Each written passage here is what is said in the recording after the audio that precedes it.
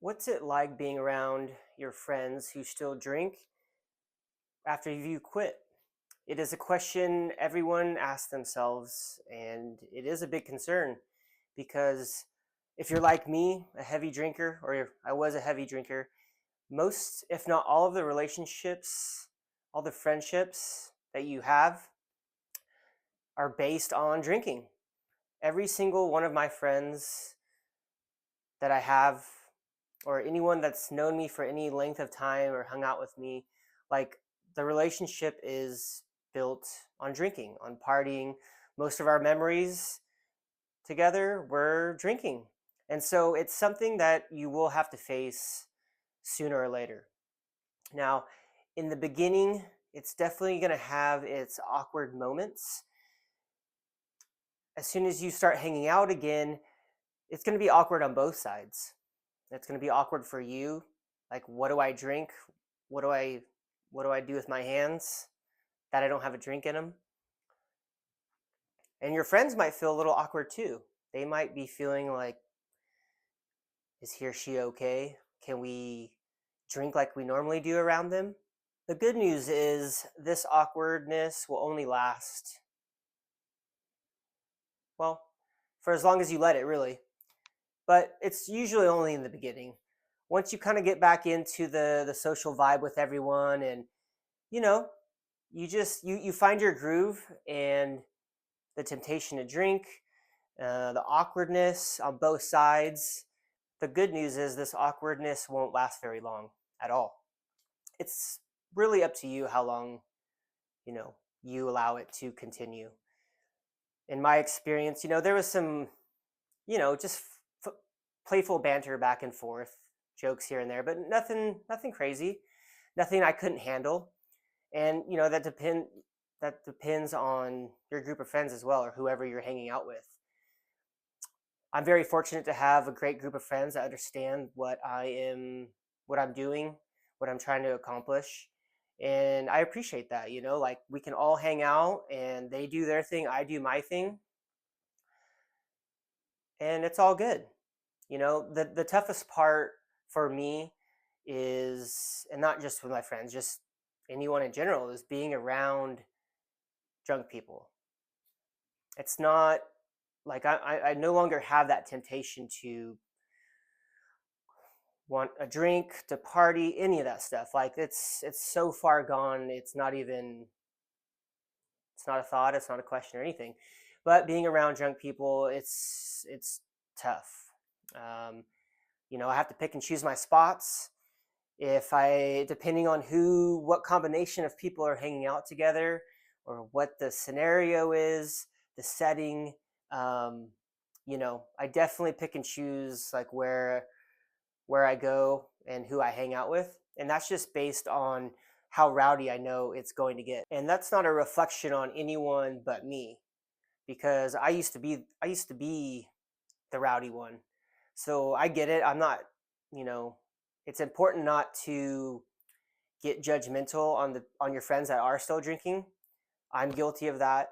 I've had to check myself quite a few times with it, but it's a natural thing. When you start making these changes, you just kind of naturally see people doing the things you used to do, and your first inclination is to judge them.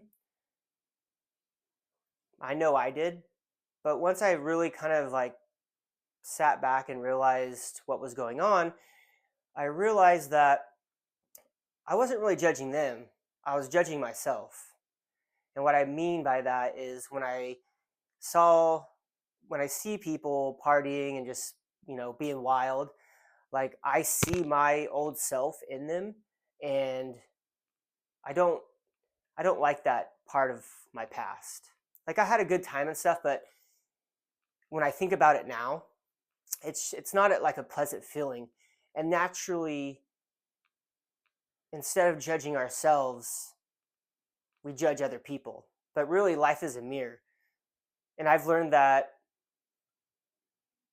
the things and qualities, characteristics you see in other people that you don't like is really a mirror image of the qualities that you don't like in yourself. So that's really helped me in understanding my thought process in others' behavior, that it's just a reflection of me. It's a reminder of who I used to be. And when you're in those situations, it really helps you strengthen your why. Anything you do in life, your why has to be super important. If it's not, then you probably won't do what it takes to achieve that goal. If your why is big, you'll do whatever it takes to make it happen. If it's important, you'll find a way to make it happen. And if it's not important, you'll find an excuse. So now when I'm in these situations, it's not about, what other people are doing. It's about how I'm perceiving the situation, how I'm going to handle it. It really helps me cement in my mind the decision I made to quit drinking. And you could do the same. It takes time and effort just like anything. But if it's important to you, if your sobriety, your health, and your life are important to you, you'll find a way to make it happen. Now, as you're making this adjustment to being back out with your friends, there's going to be new normal, there's going to be adjustments, and you got to learn to acclimate yourself back into society, let's say. Now, some situations are going to be a lot easier, some situations not so much.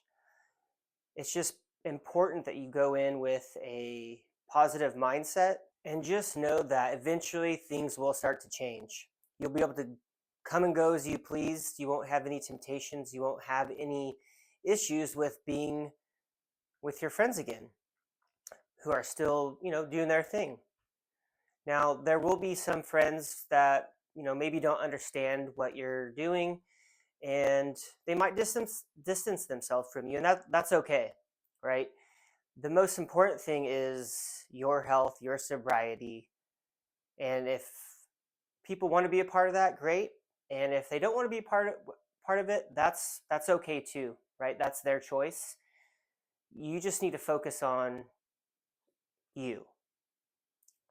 Your real friends will be there regardless. Not saying that the people that don't want to be around you aren't your real friends. Maybe they're just confused about what you're trying to do. There's a lot of people who don't understand, when people try to improve themselves, unfortunately. Like, you would think it's a no-brainer. Like, oh, Rhett's trying to quit drinking and improve his life and become a better person. Like, why wouldn't you support that? But really, there's some people out there, unfortunately, that don't like when other people do better than them. Now, I'm not saying that I've dealt with this personally, but it is out there. And that's okay. Along your sober journey, you're probably going to meet new friends that are also sober, and you're out doing these new activities in these new environments with other sober people. You'd be surprised once you stop drinking and stop partying, like how many people actually don't drink. When your life is consumed with drinking and partying and all that stuff, like that's all that's all you see, and you think everyone does it. That's just not the case. And that might be hard to comprehend, when you first decide to quit drinking, or, early on in your sobriety, but they are out there, and there's a lot of them. There's a statistic that says 80% of the population across the world doesn't drink. That's quite a bit. Now, I would have never have thought that, because my whole world revolved around drinking. It revolved around partying. Everyone I hung out with, like we drank. That's what we did. But in the end, you're doing this for yourself, and no one's going to do it for you. So you have to be very disciplined in order to get what you want. Now, with that being said, once you're able to be around your friends, not drink, no temptation, like you're going to feel so empowered and balanced in life. Imagine being able to have just as much fun as you did when you did drink with your friends without the negative consequences, without the hangovers, without the wasted time just laying in bed all day and, hanging out, going out at night, going out to concerts, remembering everything, remembering the concert, remembering everything that happened, everything that you said, waking up the next day and feeling great and just getting right up and doing all the stuff that you wanted to do. My birthday is coming up, and every year we go camping on the beach, and it's one of my favorite places on the planet. And we've been doing this group camping trip for, I don't know, 5+ years. And I love to surf, and I'm always so excited to get there, hang out with all my friends, go surfing in the morning. And every year I get too excited, drink way too much, and the next day I'm so hungover, and either I don't surf at all, or I go out there and I'm just like laying on my board in the water. Surfing isn't something you can do hungover. It takes a lot of effort, a lot of energy, and it's tiring just when you're in good shape and get a good night's rest, let alone to do it hungover. So the last few years, I've been sober, had really good surfing, so I'm super excited to hang out with all my friends, not drink, and enjoy some good surf. Thank you guys for tuning into this video. I hope you found it helpful. If you did, please like, share, and subscribe. If you'd like to share your journey of being sober and being around your friends, please leave it in the comment section below. And as always, be kind to yourself. We'll see you on the next one.